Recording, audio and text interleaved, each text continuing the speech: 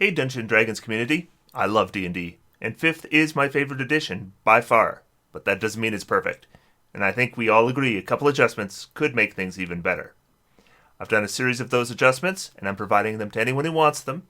If you go to the video description, you will find a link to the document I'm going to go through today. You'll also, if you go to my WordPress account, you'll find that document converted to PDF, and that's a lot easier to see on a lot of devices. And you will see links to all the PDFs for all the variant content I've done up to now. Today I'm going to be talking about 5th level spells. So with 5th level spells, we're getting into very powerful spells. So I would expect spells to be pretty powerful at level 5 and be able to do a lot of things. But some spells of 5th level are really amazing. We have spells like Bigby's Hand, we have spells like Animate Object, and then we have spells that don't do a lot at level 5. And so I wanted to take those spells and bring them up to the point where we might at least consider them. As usual, I'm not really looking at taking good spells and making them worse here. I'm just looking at the spells that we just never take and looking to make them a little bit better so that we might take them and so that players have a few more options, decent options they can do when they are taking their spells. And I think that makes it more fun for players. So the Treantmonk variant for 5th level spells, let's get started.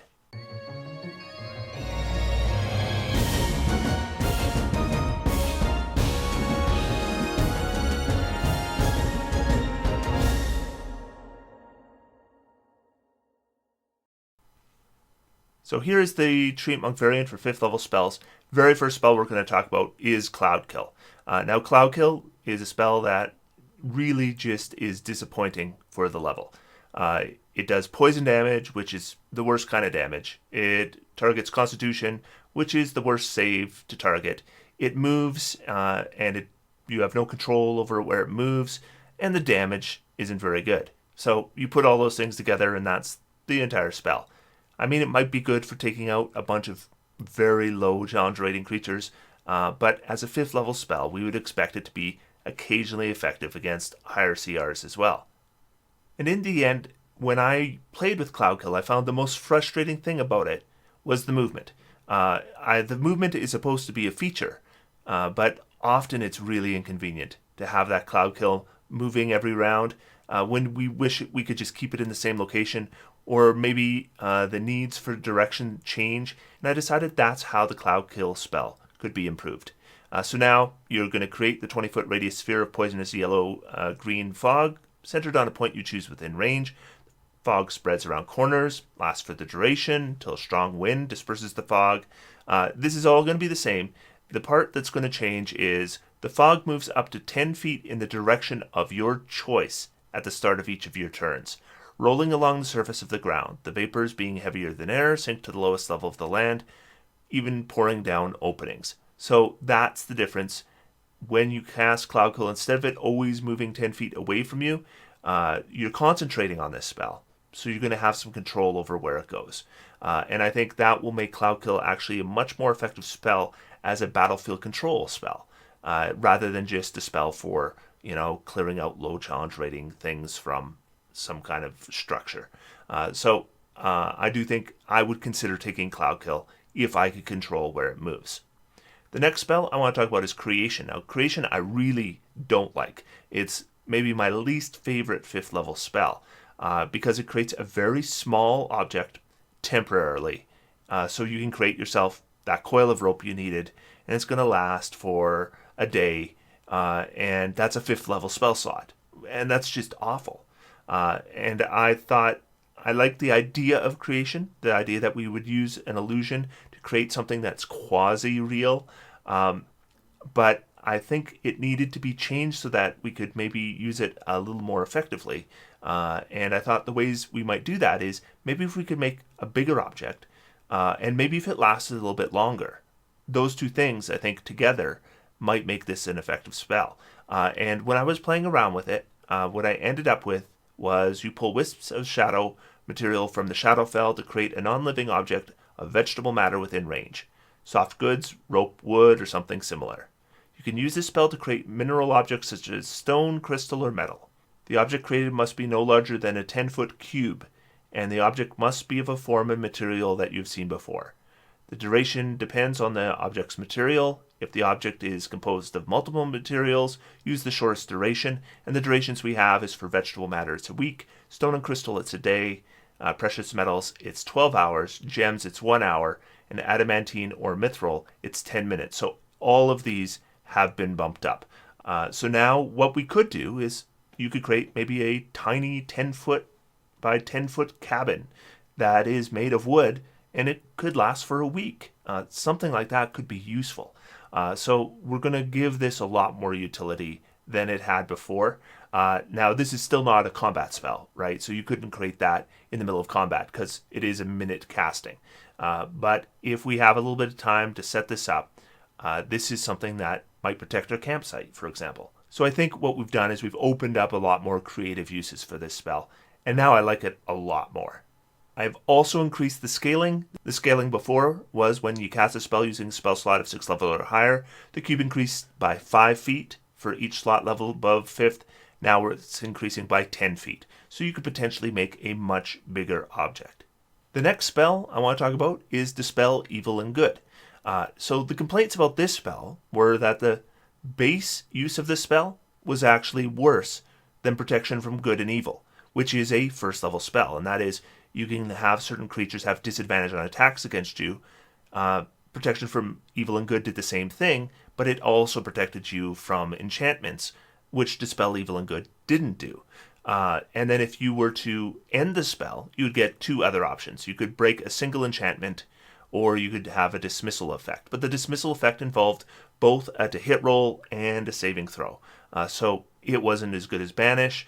Break enchantment probably wasn't as good as Dispel Magic, and Dispel Evil and Good, unless we ended it, was not as good as Protection from Good and Evil. So you put those things together, this was not a good spell. So what I've done is the break enchantment part and the dismissal part no longer end the spell. So this is a concentration 1-minute abjuration. Shimmering energy surrounds and protects you from Fae, undead, and creatures originating from beyond the material plane. For the duration, celestials, elementals, fae, fiends, and undead have disadvantage on attack rolls against you, and you can't be charmed, frightened, or possessed by them. So right off, we're getting the same protection as a protection from good and evil. At any time during the spell's duration, you may use either of the following abilities.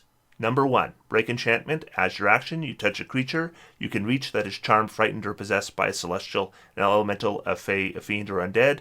The creature you touch is no longer charmed, frightened, or possessed by such creatures, and is immune to further attempts to charm, frighten, or possess them for the duration of the spell. And then dismissal, when you hit a celestial, an elemental, a fae, a fiend, or an undead with a melee weapon attack, you may attempt to drive the creature back into its home plane. The creature must succeed on a charisma saving throw or be sent back to its home plane if it's not there already. If they aren't on their home plane, undead are sent to the Shadowfell and fae are sent to the Feywild. So basically, the base effect of this spell has been improved so that it also protects you from charm, frightened, and possession. And then we're allowing the break enchantment and the dismissal to be used without ending the spell, which means we may be able to dismiss multiple creatures. But keep in mind, that is using your action every round. There's a hit roll involved. There's a saving throw involved. So there's still a lot of things that we got to go through. It's not just like you get 10 dismissals. So overall, this has been tweaked, but I haven't gone crazy here. The next one I want to talk about is Dominate Person. So my main problem with Dominate Person as it is in the Player's Handbook is, number 1, you can't really use it in combat, because if you do, they have advantage on their saving throw.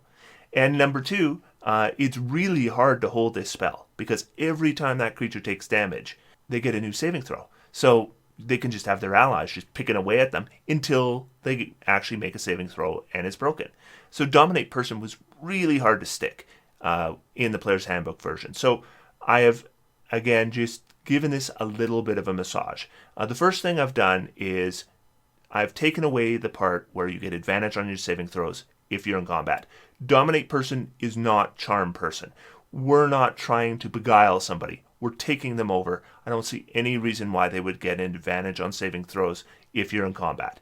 And the second thing is, instead of having them get a saving throw every time they take damage, we're just going to go ahead and do the standard thing where they will be able to attempt a wisdom saving throw at the end of each of its turns. And on a successful save, the spell will end. This is very common language, very common mechanic in the game.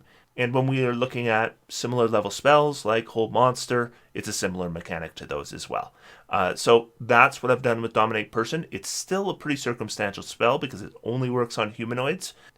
But if you take it and you're going up against humanoids, and if they fail their save, then you don't have to worry about them having advantage on their saving throws when you use it in combat, so it might actually be a decent combat spell. The next spell I want to talk about is Dream.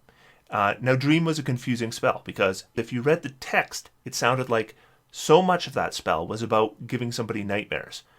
But that whole portion of it didn't really work very well. And what it really ended up being is kind of an inferior sending. You had this dream spell, it's 5th level. The subject had to be asleep, and then you could have a conversation with them, and it could be a long-distance conversation. And I mean, in some ways, that could be better than ascending.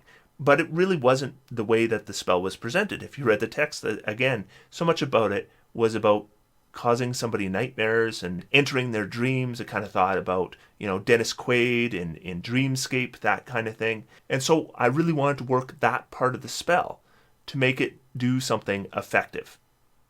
But on the other hand, we didn't want to just have it where you could cast a spell and just kill somebody in their sleep, because then you could just kill anyone in the world with this spell. We don't want that either.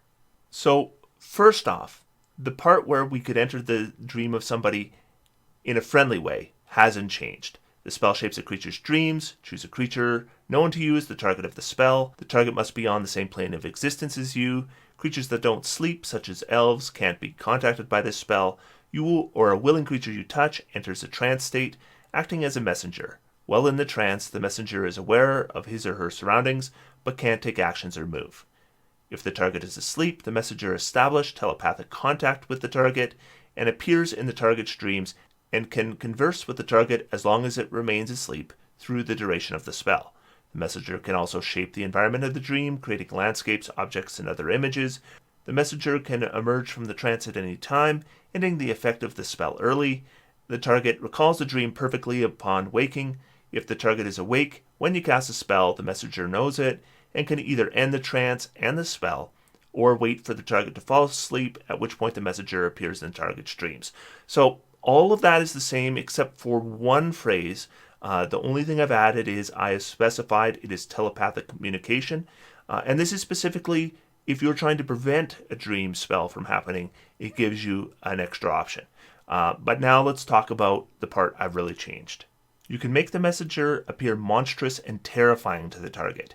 If you do so, the messenger can create horrible images of the target being injured or destroyed and can deliver up to 5d6 psychic damage to the target each round. Once the target takes 10d6 damage this way, they can make a wisdom saving throw. On a successful save, the target wakes up and the spell ends. On a failed save, the messenger can continue delivering damage this way, with the target making a new saving throw after each 10d6 psychic damage delivered. If the target reaches 0 hit points, the spell ends. Should the target suffer damage from this spell, it prevents the target from gaining any benefit from the rest. A target of a dream spell cannot be targeted by a second dream spell for the duration. And then the material component is a personal item of the target of the dream, such as a locket, a lock of hair, or an item of significance to the target. If the target takes damage from this spell, the component is consumed when the spell ends. So there's a bit of things to unpack here. The first thing is, if you don't want somebody to enter your dream, it can be prevented in a few different ways. The first thing is, if they don't get a personal item of yours, then they will not be able to cast a dream spell on you. Number 2, if somebody else has cast a dream spell on you, no one else can cast a dream spell on you at the same time. So that could protect somebody who is concerned about the dream spell. And then finally, it's telepathic contact. And so something like a ring of mind shielding might prevent the dream spell from working. So there's a number of ways that a powerful NPC might prevent you from doing the dream spell, or a number of ways a PC might prevent another PC from suffering from an offensive use of the dream spell. But let's say the party needs to assassinate somebody.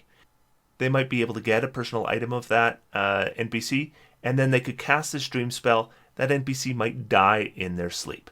And so that is kind of the idea here. There might be quests involved in getting the personal items.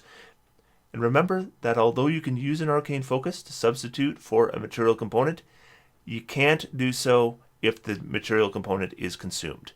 So if you are doing damage to this creature, then you will have to have the material component to cast this spell. And the only exception to that is the sorcerer, and Dream is not on the sorcerer spell list, so that's not going to be an issue. So the next spell I want to talk about is Flame Strike. So Flame Strike is just a way of, I guess it's a way of punishing clerics who want to have an area of effect blast spell. Because for some reason, Flame Strike has this tiny area and does less damage than we would expect from a spell of this level. So when I was thinking about how to fix this spell, it occurred to me I might want to increase the radius. It occurred to me that I would definitely need to increase the damage. But I thought if I increase the radius and increase the damage, it's just another area of effect spell like so many others that already exist. So instead I thought, if this is a divine flame coming down from the heavens, then wouldn't it just smite the cleric's enemies rather than their allies as well? So I figured what we would do with this now is a vertical column of divine fire roars down from the heavens in a location you specify.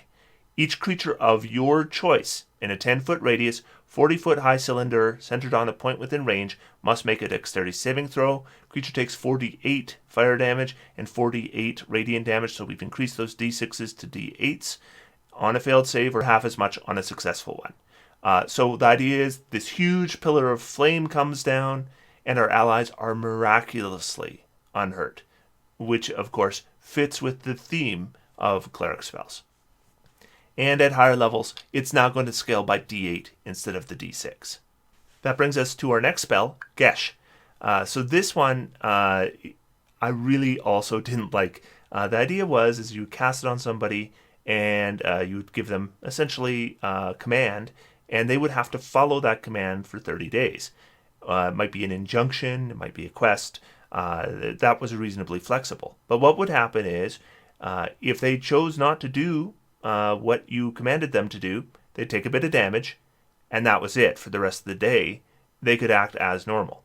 And then the next day, they'd take a bit of damage. And again, they could maybe just heal it if they had any kind of level comparable to you, your 9th level caster at least.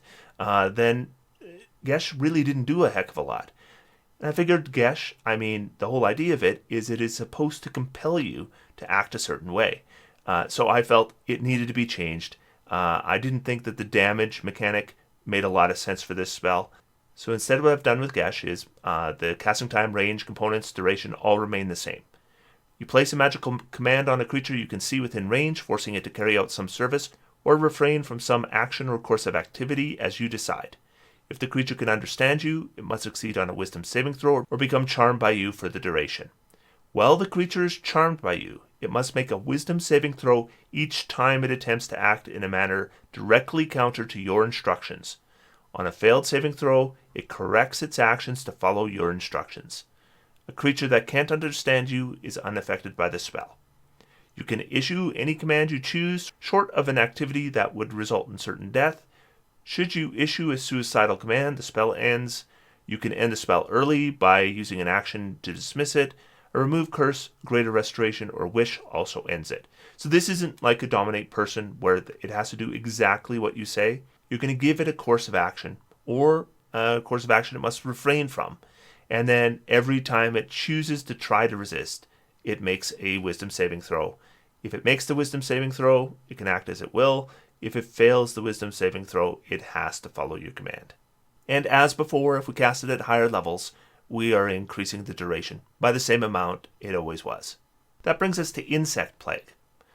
So Insect Plague was kind of an area of effect. So Insect Plague created an area of effect. That area of effect was a 20-foot radius sphere, and it did 4d10 piercing damage to someone inside it if they failed their Constitution saving throw, half as much on a successful save. And it lasted for 10 minutes using concentration. Now 4d10 points of damage in an area of effect at 5th level isn't very good, even if it doesn't use your concentration.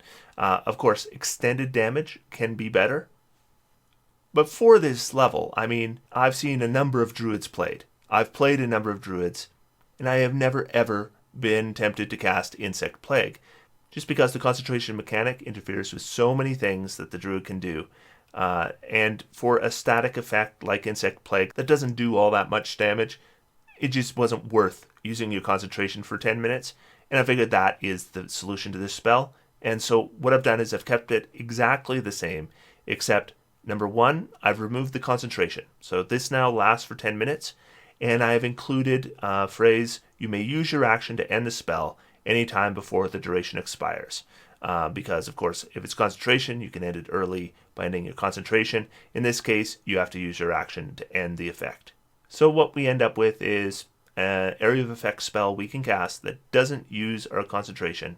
That does moderate damage, but if we can hold enemies in there, it could potentially do a significant amount of damage, which is good for a 5th level spell. That brings us to the Legend Lore spell. A lot of people have complaints about this spell, and I usually get the same complaint, and usually that complaint involves the solution to make this spell work. So what it normally does is, it is a 10-minute casting spell, instantaneous, and what you do is you name or describe a person, place, or object. Spell brings to your mind a brief summary of the significant lore about the thing you named. The lore might consist of current tales, forgotten stories, or even a secret lore that has never been widely known. If the thing you named isn't of legendary importance, you gain no information. The more information you already have about the thing, the more precise and detailed the information you receive is. The information you learn is accurate, but might be couched in figurative language. For example, if you have a mysterious magic axe on hand, the spell might yield this information. Woe to the evildoer whose hand touches the axe, for even the haft slices the hand of the evil ones. Only a true child of stone, lover and beloved of Morden, may awaken the true powers of the axe, and only with the sacred word Rugnog on the lips. And then material component is incense, worth at least 250 gold pieces, which the spell consumes, and 4 ivory strips worth at least 50 gold pieces each. So, as it is, this is an awful spell. It only works on legendary objects. It might not give you specific information about those legendary objects, might be figurative language, and it has a costly material component, and it's a 5th level spell. And I figured the solution here, and the one that I think seems like an oversight of the designers, is to make this a ritual spell. This circumstantially could still be useful. If I get a legendary item, maybe 250 gold pieces isn't such a big price to learn more about it, but I'm not going to have legend lore on my list unless it's a ritual. So what I've done now is, as a ritual, it's not going to use up your spell slots. If it's a wizard, it's not going to fill up your spell preparations. So this is a spell that people might take and have on hand for those circumstances where it's required. The next spell I want to talk about is Massacre Wounds. This one should be a pretty obvious fix. If you look at my changes to Cure Wounds, then my changes to Massacre Wounds should make a lot of sense. So 5th level, 1 action, 60 feet, verbal somatic components, instantaneous effect, wave of healing energy washes out from a point of your choice within range. Choose up to 6 creatures in a 30-foot radius sphere centered on that point. Each target regains hit points equal to 66 plus your spellcasting ability modifier. This spell has no effect on undead or constructs. And at higher levels, when you cast a spell using a spell slot of 6th level or higher, the healing increases by 2d6 for each slot above 5th. So 66 obviously is a lot more healing than the 3d8 that Mass Cure Wounds did before, but it works in line with 2 levels worth of scaling in terms of the number of dice, except it's a mass effect. So this change comes in line mathematically with what I've done with Cure Wounds. And really, as a 5th level spell, 66 plus your spellcasting ability modifier and healing, we're talking at least 9th level characters. This isn't a massive quantity of healing. It's just fine, I think. And now let's go to the next spell I want to talk about, which is Planar Binding. Now, Planar Binding had 2 things I really didn't like about it. Number 1, I thought it wasn't clear what happened if you cast Planar Binding on a creature that was summoned. The second thing that bothered me was most summoning spells had a 1-hour summoning time, and Planar Binding had a 1-hour casting time, which means technically speaking, you should never be able to cast Planar Binding on a summoned creature because the summon should end before the Planar Binding spell is completed. So the first change I made was the casting time. 1 hour doesn't work for Planar Binding. You need to make it 10 minutes. Still, it's a spell you're not going to be casting in combat. Still, it's a spell that you have to have a reasonable amount of time to complete, but 1 hour just doesn't work. It has to be 10 minutes. And then the second thing I've done is I've clarified here. So before, what it said is if you were to cast Planar Binding on a summoned creature or a creature created by another spell, that spell's duration was extended to the duration of this spell. Instead, what I've done is I've reworded that. So now the spell's duration is replaced by the duration of this spell, making it 100% clear that you're no longer concentrating on that spell. Mechanically, that was the way it was intended all along, is that you cast a Planar Binding, the 1 hour concentration is extended to 24 hours, no concentration. But extended wasn't clear enough for me. I thought replaced just works better because it makes it 100% clear the concentration is gone. Otherwise, Planar Binding remains the same. And then the final spell I changed was Swift Quiver. So Swift Quiver, what you would do is it was a 5th level ranger spell, and they would cast it using the bonus action. And then on following turns, they could use their bonus action in order to fire 2 additional arrows. One problem is let's say your ranger has crossbow expert and is using a hand crossbow. Well, you're already firing 1 round with your bonus action, and all kinds of characters have other interesting things they can do with their bonus action. This is just one example. So what would happen is on the first round, you would give that up. On the second round, you would fire 2 arrows with your bonus action. So not until the end of round 2 did you even break even for casting this 5th level spell.